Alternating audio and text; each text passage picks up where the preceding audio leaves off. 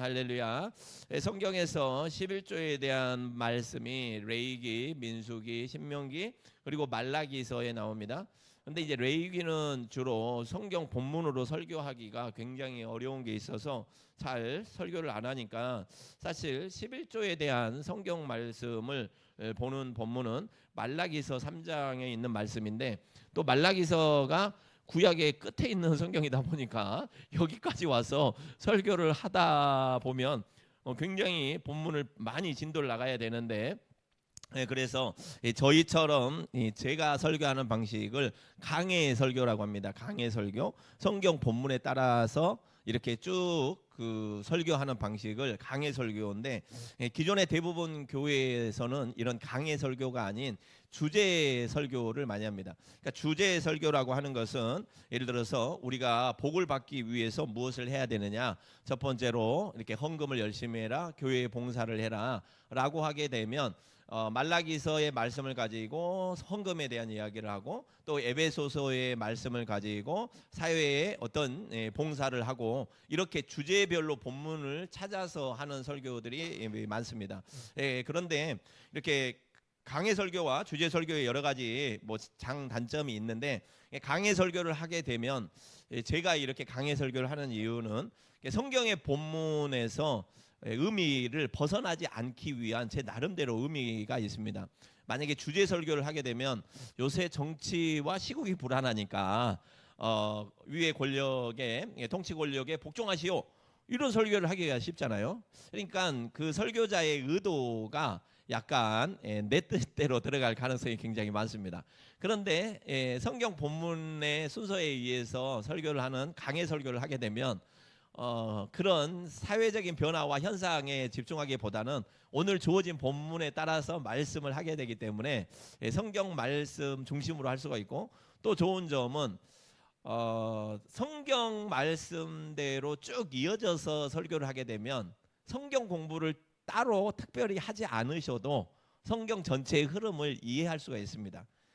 말라기서는 구약의 끝에 있는 본문인데, 말라기서의 이 본문을 딸랑 얘기하는 것이 아니라 왜 하나님께서는 말라기서를 쓰실 수밖에 없었고 우리에게 말라기서를 이렇게 들려줄 수밖에 없는지 하나님의 계획이 있을 거 아니에요. 그러니까 그 앞에서부터 이야기를 쭉 해야 되니까 말라기서 하나를 보면서 성경 전체 부분의 상당히 많은 부분을 이해할 수가 있는 거죠. 예를 들자면 말라기서가 끝나고 그 다음에 바로 신약 마태복음이 나옵니다. 그러면은 이 시간이 400년의 중간 시기가 있어요. 이 400년 동안에 하나님께서 더 이상 말씀을 안 주신 겁니다. 어떤 선지자를 통해서도 하나님의 뜻이 이 땅에 내려오지 않는 거예요. 가장 암울했던 때입니다. 물론 이 암울했던 말라기 때보다 더, 말라기 때는 사실은 이 세상 삶에 있어서 굉장히 암울했던 때인데, 이 암울했던 때보다 더 암울했던 때가 어떤 때냐면 하나님이 아무 말씀하지 않으셨을 때.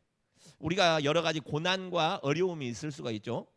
고난과 어려움을 겪을 때는 물론 어렵습니다. 그런데 이보다 더 어려울 때는 이 고난을 가지고 하나님께 간절히 기도해도 하나님께서 아무 응답을 하지 않으실 때, 하나님이 안 계신가? 하나님이 나를 버리셨나? 이때가 훨씬 더 고민이다라는 거죠. 왜냐하면 고난의 때에 내가 비록 어려움은 있지만 하나님께서 함께 하시면서 하나님께서 도우신다, 이런 확신이 있으면 너끈히 이 고난을 이겨낼 수 있잖아요. 하나님께서 말라기서를 통해 가지고, 그러니까 말라기 앞에 수많은 예언자들이 나와서 얘기를 하는 겁니다. 그 앞에 스가랴를 통해서 이야기하고, 요나를 통해서 이야기하고, 오바댜, 아모스, 요엘, 이 호세아, 이 많은 사람들을 통해서 하나님께서 돌아와야 된다, 너희가 지금 잘못하고 있다, 너희가 계속 그 잘못을 계속하면 반드시 심판을 받게 된다, 죄의 값을 치르게 된다, 끊어내라, 그만해라 라고 할 때 그만하지 않으면 너희가 하나님이 포기할 때가 된다, 그러면 너는 그 온전한 책임을 네가 져야 된다, 이렇게 계속 말씀을 하시는 거예요. 그러니까 이런 애언서의 말씀이 주어졌다라고 하는 것은 가능성이 있는 겁니다. 우리 그 부모가 자식을 호적에서 파버린다고까지 할 정도로 혼을 내는 이유는 팔려고 그러는 게 아니라 파고 싶지 않다라는 말이 있잖아요.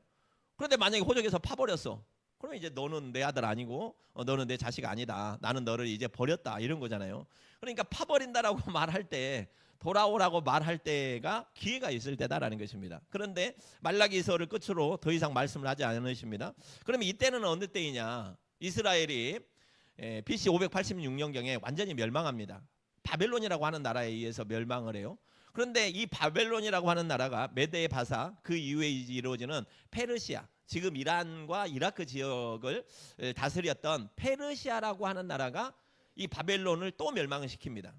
그러니까 새롭게 페르시아라고 하는 나라가 되어가지고 와서 보니까 이스라엘이라고 하는 나라를 바벨론이 다스리고 있었어요. 그러니까 야 이거를 굳이 우리가 계속 이렇게 포로로 가두고 있을 것이 아니라 고향으로 돌아가게 만들어야 되겠다. 그래서 페르시아 때 고레스 왕이 칙령을 내려가지고 고향으로 돌아가시오. 우리나라가 일제 해방됐을 때 우리가 일본을 이겨서 해방된 게 아니지 않습니까? 미국이라는 나라가 일본을 해방시켰잖아요. 일본을 전쟁에서 이겼잖아요. 그러니까 미국이 자 조선의 포로들은 다 돌아가시오. 딱 그 상황이다라는 겁니다. 포로 생활을 몇 년 했냐면 70년을 했어요. 70년. 586년에서 70년을 빼면 516년이죠. 516. 우리 군사 그때하고 비슷한데 516년 예수님 오시기 전에 그때 이스라엘 포로들이 3차에 걸쳐서 고국으로 돌아옵니다. 고국으로 돌아와서 제일 먼저 뭘 하겠습니까? 하나님께서 너희들은 성전을 건축해라. 왜냐하면 이스라엘의 사회의 중심은 성전이었어요. 모이면 하나님께 예배하고 그리고 각자의 삶을 하는 것이었습니다. 그런데 바벨론이 이스라엘을 침략할 때 이 성전을 다 무너뜨려 버렸어요. 그러니까 성전이 예배 드릴 수 있는 성전이 없으니 포로들이 돌아와 가지고 근 100년에 걸쳐서 성전을 건축합니다. 그러면 성전은 세워졌어요. 성전은 세워졌습니다. 그러면 이제 사람들이 뭔가 회복이 되리라고 기대를 하고 있었어요. 성전도 건축했지. 포로에서 사로잡혔던 사람들이 3차에 걸쳐서 수만 명이 돌아왔지. 그러면 이제 옛날에 이스라엘의 영화가 회복이 될 것을 기대하고 있었는데 그런데 나아지질 않는 것입니다. 나아질 수가 없는 거죠. 왜냐하면 하나님께서 너희들을 버린다고 말씀을 하셨으니까 경제적으로나 사회적으로나 종교적으로나 너무 암울한 시기가 계속되고 있었던 것입니다. 그때 하나님께서 말라기를 통해 가지고 말라기가 사람 이름이에요. 말라기라는 선지자를 통해서 특별히 너희의 잘못을 지적하면서 너희가 이것을 꼭 고쳐라라고 말라기 1장부터 말씀을 하셨는데 오늘 말라기 앞에서 전에 봤던 거 1장 바로 앞에 2장만 넘기면 1장이잖아요. 말라기 1장 7절 8절 너희들이 잘못을 많이 했는데 첫 번째로 제사장들이 타락했다라는 것입니다. 제사장들이. 그러니까 사회가 무너질 때는 지도자들이 무너지잖아요. 밑에 있는 서민들이 무너진다고 해서 사회가 무너지진 않습니다. 나라를 다스리는 정치 지도자, 종교 지도자 이런 사람들이 무너졌을 때 나라가 위험한 거거든요. 그때 1장 7절 8절은 제사장들이 어떤 잘못을 저질렀는지 이것을 지적을 하시는 거예요. 너희가 더러운 떡을 나의 제단에 드리고도 예배를 드리긴 드려요. 그런데 더러운 떡을 제단에 드리고도 우리가 말하기를 우리가 어떻게 주를 더럽게 하였나이까? 우리 이렇게 주를 잘 섬기고 있지 않습니까? 날마다 예배드리고 날마다 뭐 새가족 잔치하고 성전 새롭게 건축해서 헌금하고 이는 너희가 여호와의 식탁은 경멸히 여길 것이라 말하기 때문이라. 너희가 말은 그렇게 하면서도 속마음은 여호와 하나님을 경멸히 하고 있어. 하나님은 이런 거 좋아하실 거야. 그냥 새 건축으로 새 걸로 올려드려. 이렇게 지금 경멸히 하고 있다라는 거예요. 8절에 만군의 여호와가 이르노라. 너희가 경멸히 하는 것은 무슨 말이냐? 너희가 눈먼 희생 제물을 바치는 것이 어찌 악하지 아니하며 저는 것 병든 것을 드리는 것이 어찌 악하지 아니하냐. 하나님은 거룩하신 하나님이에요. 그래서 가장 좋은 것으로 비싼 것을 말하는 게 아닙니다. 가장 거룩한 것으로 정결한 것으로 우리의 몸을 드릴 때 우리가 화려한 치장이 아니라 가장 거룩한 모습으로 하나님께 예배드리는 삶을 원했는데 그런데 이제 그것을 너희가 악한 것 병든 것을 드리는데 이것이 어찌 악하지 아니하냐. 차라리 이것을 너희 총독 너의 나라의 총독에게 한번 드려보라. 그가 너를 기뻐하겠으며 너를 받아주겠느냐. 세상의 왕들도 받아주지 않은 것을 너는 만왕의 왕이신 하나님께 와서 바치고 있는데 어찌 그것이 너희가 거룩하다라고 말할 수 있겠느냐. 또 2장, 우리 2장으로 바로 넘어가서요.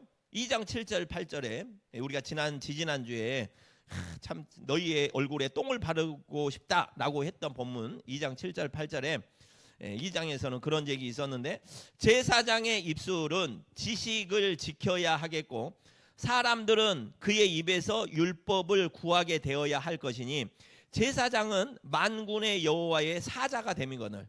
하나님의 말씀 전하는 하나님의 일꾼 주의 종이거늘. 너희는 옳은 길에서 떠나 많은 사람을 율법에 거스르게 하는도다.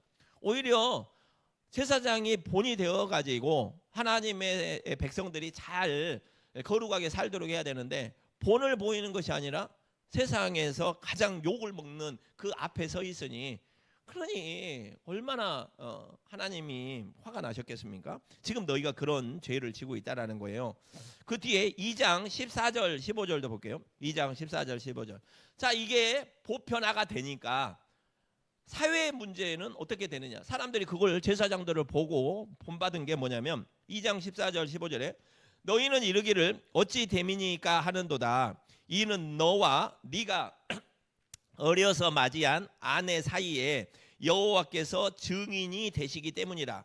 그는 너의 짝이요 너의 서약한 아내로되 네가 그에게 거짓을 행하였도다. 가정에 문제가 일어나고 있어요.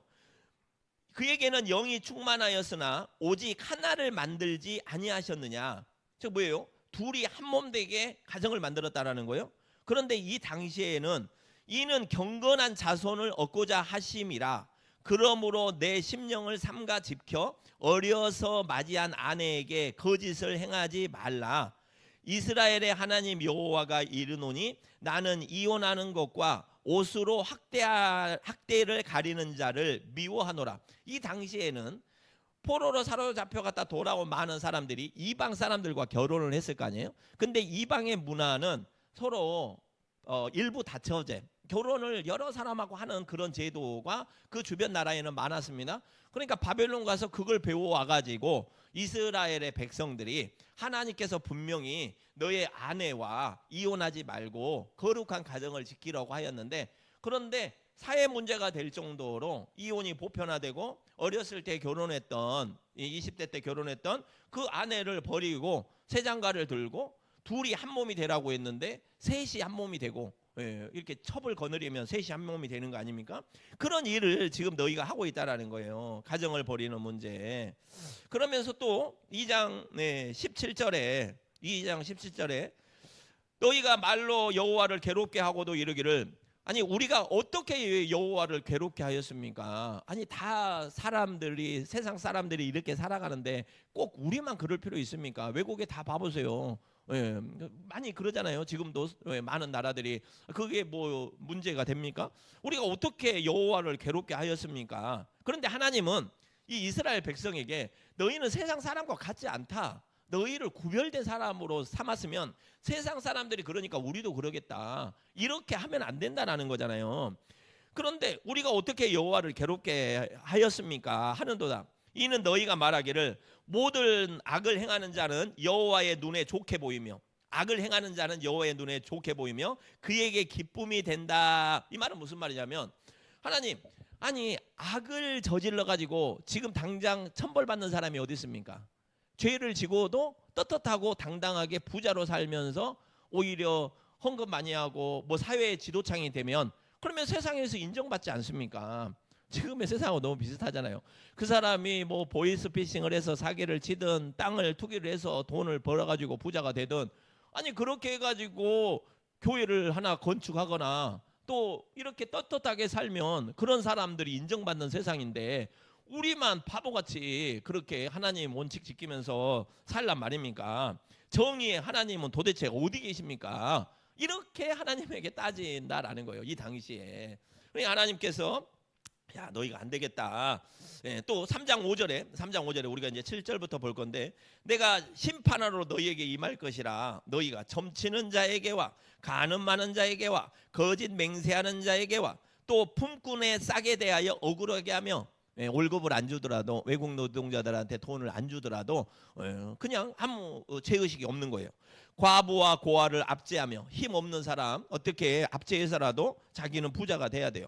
나그네를 억울하게 하며 나를 경외하지 아니하는 자들에게 속히 증언하리라. 이렇게 세상의 사회의 문제, 또 신앙의 냉소 문제, 또 제사장의 문제, 백성들의 문제, 이런 문제가 만연해 있다라는 것입니다. 이런데 내가 어찌 너희에게 복을 주겠으며 너희가 나에게 은혜 받기를 구하겠냐라는 거예요.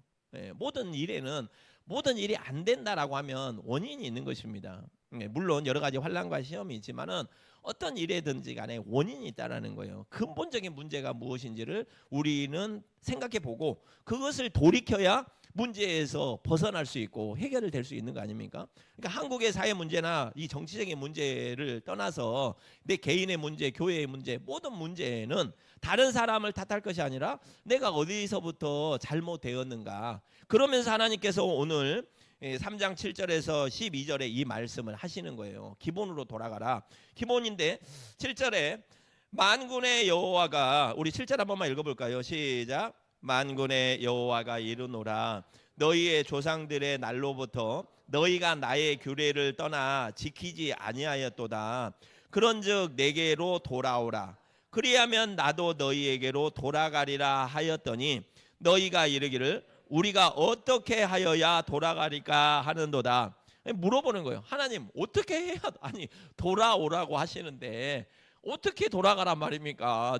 저는 여기 지금 교회에 와 있는데 돌아오라고 하면 하나님이 우리의 걸음걸이를 돌아오라는 거겠어요? 마음을 돌이키고 우리의 삶을 돌이키라는 거잖아요.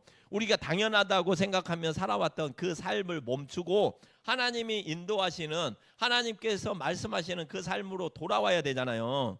8절에 하나님이 말씀하시는 거예요. 사람이 어찌 하나님의 것을 도둑질 하겠느냐. 그러나 너희는 나의 것을 도둑질하고도 말하기를 우리가 어떻게 주의 것을 도둑질 하였나이까 하는도다. 그들은 잘 바쳤어요. 안 바친 게 아니란 말이에요. 잘 바쳤는데도 아까 그랬지 않습니까? 병든 것이든 저는 것이든 형식적으로라도 바쳤다니까요. 왜냐하면 바치지 않으면 안 된다는 율법을 알기 때문에 그래서 바쳤어요. 그런데 하나님은 안 받으셨다고 그러는 거예요. 우리가 어떻게 주의 것을 도둑질하였나이까? 이렇게 물어보자. 이는 곧 11조와 봉헌물이라. 너희는 이것을 도둑질하였다.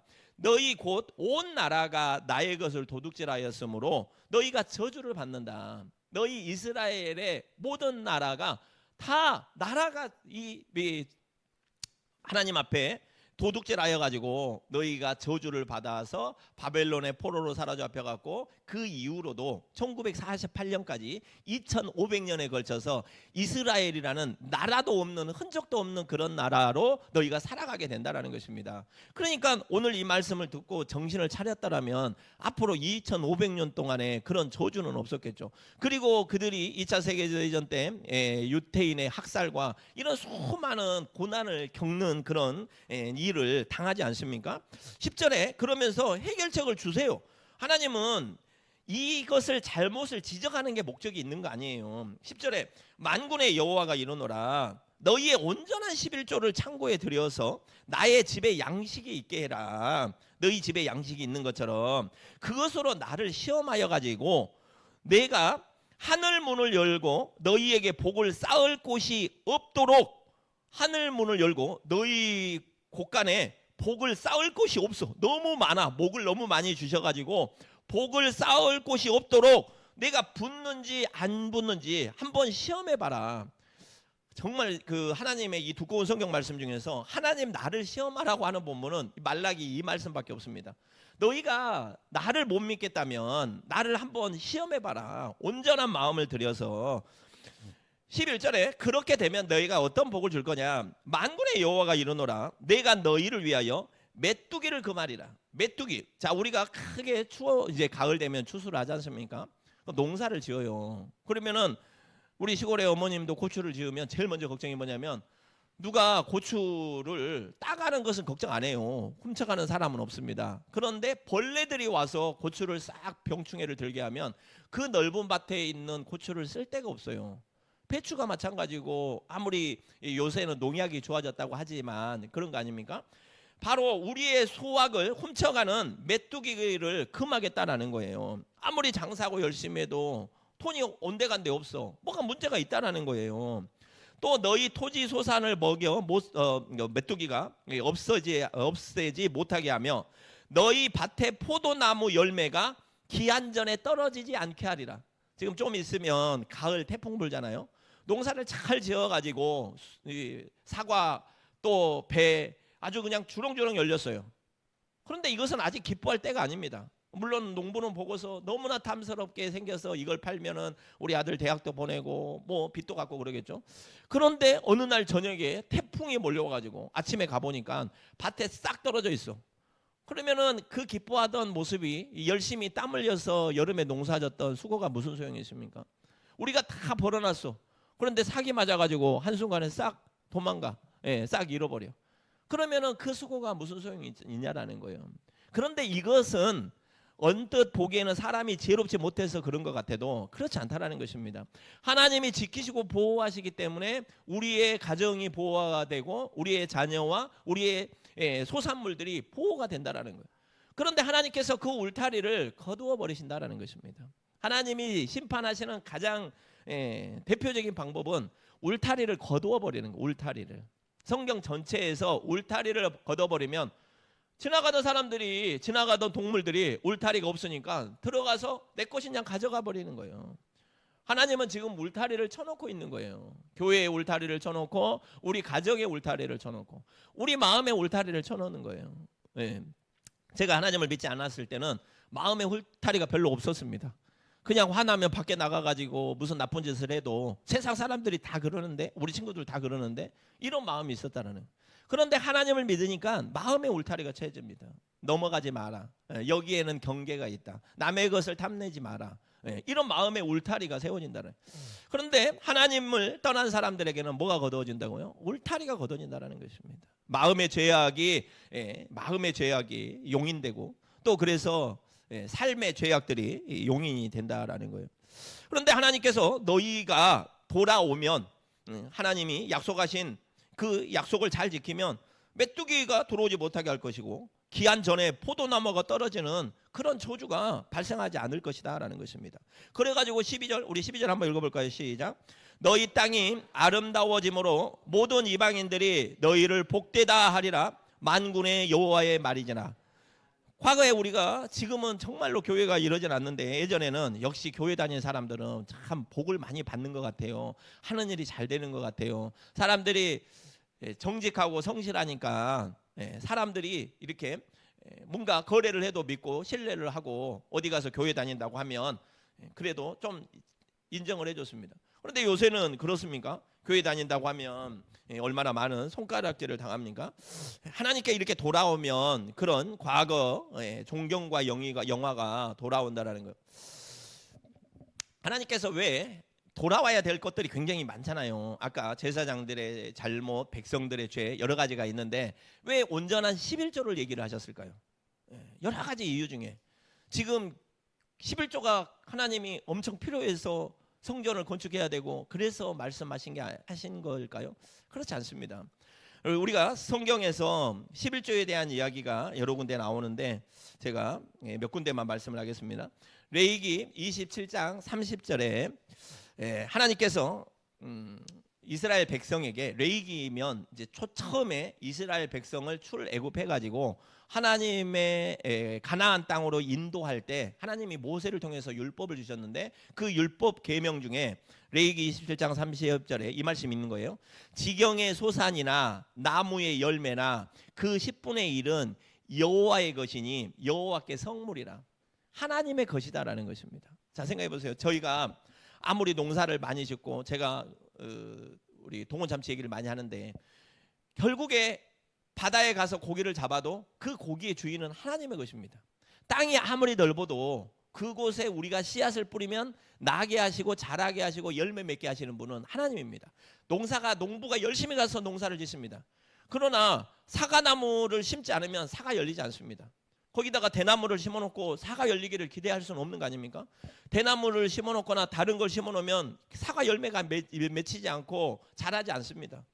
즉 우리가 그 사과 열매가 잘 자라도록 때에 따라서 하나님께서 비를 내려주시고 땅의 흙을 그 흙 속에 영양분을 두셔서 이 사과나무가 영양분을 잘 먹고 자라게 하였고, 또 때가 되면 바람이 불게 하였고, 병충해가 와서 싹 쓸어버릴 것을 그 병충해를 막아주셨고, 태풍을 갈아 막아주셔서 그 사과가 내 입에 들어온 거란 말이에요. 그러면 나의 수고를 했으니까 내 것이다라고 하면 하나님의 것을 도둑질하는 거다라는 것입니다. 이것은 하나님의 것이다라는 것입니다. 하나님께서 나의 수고를 인정하시고 나의 수고에 하나님께서 보답하셔가지고 응답하셔서 결실을 맺게 하셨다는 것입니다. 내가 일할 수 있으니까 한 달에 월급이든 한 달에 뭐가 돈이 들어오는 것이지, 당장이라도 다리에 힘을 못 쓰게 해서 주저앉아 있으면 내가 나가서 일을 할 수 있겠습니까? 내가 혹시 병이 들었다면 그 일을 할 수 있겠습니까? 그러니까 모든 것은 하나님께로부터 주어진 것이고 그것에 감사하여 그것을 고백하는 것이 10의 1조다라는 거예요. 하나님께서는 장자를 바치라고 했습니다. 둘째도 있고 셋째도 있고 넷째도 있어요. 왜 장자를 바치라고 했겠습니까? 내가 자식이 열이라 하더라도 열을 주신 분은 하나님이에요. 그러니까 처음을 드린다라는 것은 전부를 드리는 거와 똑같다라는 것입니다. 그래서 하나님께서는 우리 레위기의 이 18장에서 그 말씀하셨습니다. 또 신명기 14장 22절 23절에 너는 내가 두 번째네. 민수기 18장 21절에 민수기 18장 21절에 또 이런 의도가 있습니다. 내가 이스라엘 자손의 모든 11조를 레위 자손에게 기업으로 주었으니, 레위가 뭐 하는 사람이에요? 제사장이란 말이에요. 레위는 농사 짓지 않습니다. 농사를 짓는 것이 아니라 레위 지파는 처음부터 태어나면서 죽을 때까지 하나님을 섬기는 일, 성전에서 봉사하고 이 일만 해요. 그러면은 레위인에게도 먹을 양식이 있어야 그 집 자식들도 자라날 거 아닙니까? 이 하나님께서 11조를 받으셔가지고 레위인들에게 주는 거예요. 내가 이스라엘 자손의 모든 11조를 레위 자손에게 기업으로 주었으니 이는 그들이 회막에서 하는 일, 곧 회막에서 봉사하는 일을 하였습니다. 공짜로 주는 게 아니다라는 것입니다. 레위가 없으면 누가 그 성전에서 봉사를 하겠습니까? 그러니까 바치지 않으면 하나님의 일을 하는 레위 지파가 일을 할 수가 없고, 또 성전이 무너져도 보수할 수가 없고, 그런 문제가 발생하는 거잖아요. 신명기 또 14장 22절 23절에 너는 마땅히 매년에 토지 소산의 11조를 드릴 것이며 내 하나님 여호와께서 그의 이름을 두시려고 택하신 곳에서 너의 곡식과 포도주와 기름의 11조를 먹으며 또 내 우양 소와 양의 처음 난 것을 먹고 내 하나님 여호와 경외하기를 항상 배울 것이라. 자, 우리가 여호와 하나님께 11조를 바칠 때 주여 감사합니다. 제가 그랬잖아요. 모든 것이 주께로부터 와서 내가 주님께 이 귀한 것들을 받았습니다. 내가 하나님께 이것을 드립니다. 하나님을 극진히 경외하지 않으면, 내가 아버지께 감사하는 마음이 없으면 아깝겠죠. 예, 아깝죠. 그런데 그것이 아니라 이 드림으로써 하나님에 대한 경외심을 갖도록 하기 위해서, 그것을 배우게 하기 위해서, 또 자식들에게 이걸 가르치면서 너 꼭 11조를 내야 된다. 왜냐하면 이 하나님이 우리에게 주시지 않았으면 어찌 이것을 살겠느냐. 네가 평생에 나가서 농사를 짓든 고기를 잡든 사업을 하든 간에 이것은 하나님께로부터 주신 것이다. 하나님이 이렇게 많이 주셨다면, 또 조금 주셨다면, 하나님께서 우리에게 적당히 주셨다면 얼마나 큰 축복이냐.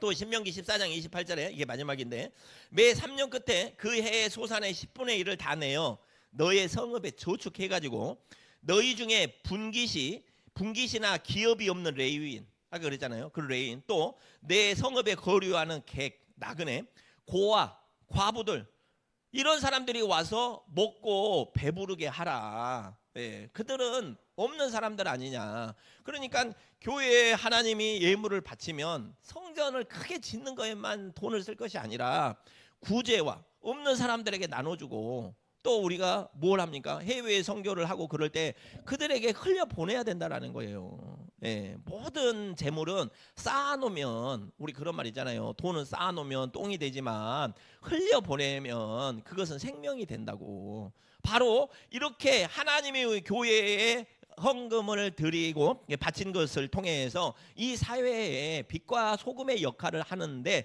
그것을 귀하게 사용하라라는 것입니다. 우리가 어떤 사람을 찾아가서, 어려운 곤란한 사람을 찾아가서 기도해 드리겠습니다. 그분은 기도도 감사하겠지만 기도 끝나고 쌀이라도 사드세요. 예, 이게 더 그분에게는 실질적인 고마움이 되는 거 아니겠습니까? 기도도 필요하지만은 실질적인 이런 구제와 헌금도 필요하다라는 거예요. 꿈꾸는 베델교회가, 저희 꿈꾸는 베델교회 모든 성도님들뿐만이 아니라 교회가 나아가야 될 방향이에요. 예, 교회가 나아갈 방향이다라는 것입니다. 이와 같이 이 하나님께서 가장 기본적인 것부터 회복이 돼야 회복이 된다라는 거예요. 오늘 말라기 3장에서 하는 얘기가 11조를 내라라는 것이 초점이 아니라 너희는 기본으로 돌아가야 된다라는 것입니다. 기본으로 예배를 나올 때 마음의 자세를 정결한 마음으로, 우리가 하나님께 드리는 예물을 그냥 이거는 집에서 안 쓰니까 갖다 드릴까, 이것이 아니라 많은 거, 비싼 것을 원하는 게 아니라 진심으로 하나님께 정말로 제가 이 영광을 드립니다 하는 그런 기쁜 마음으로, 경외하는 마음으로 이렇게 돌려드렸을 때 우리 하나님께서 약속하셨단 말이에요. 메뚜기가 너희 소산물을 해하지 못할 것이다.